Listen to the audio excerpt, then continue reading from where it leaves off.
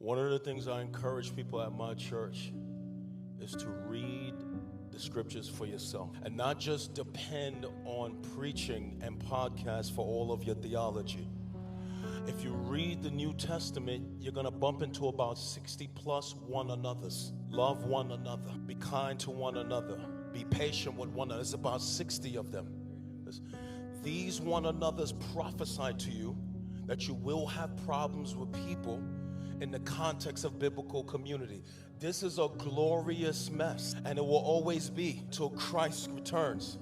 So if you're gonna keep church hopping, looking for a perfect church, you will be tired for the rest of your life.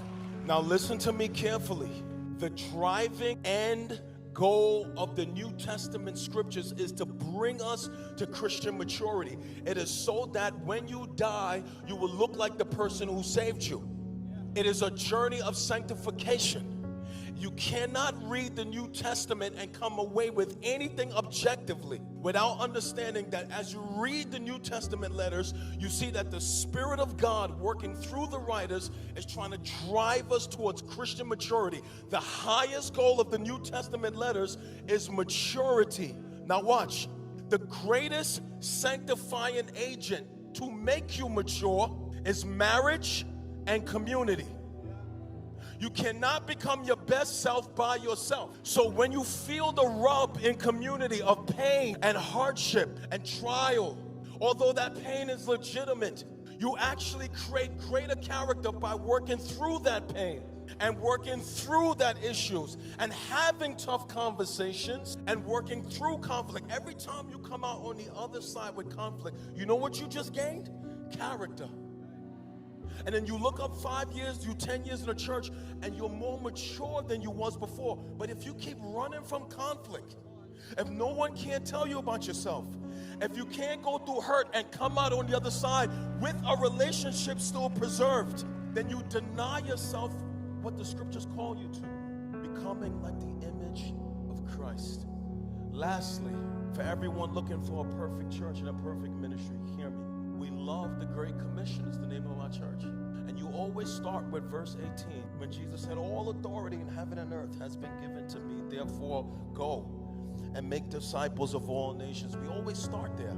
Well, nobody preaches verse 17 where it says Jesus gathered his followers. Some believed and some did not.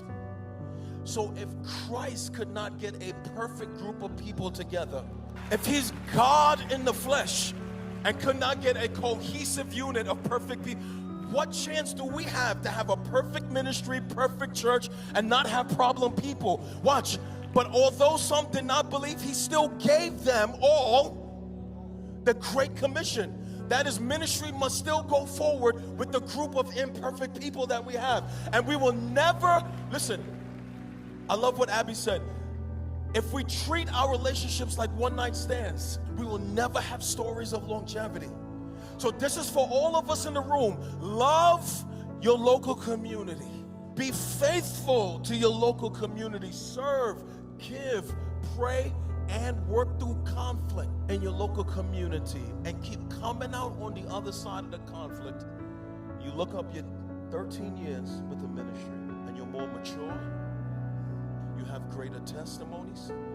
And when we look at Abby, we see the image of Christ in her face because she has been shaped and forged in the fire of community. That is what we want for you.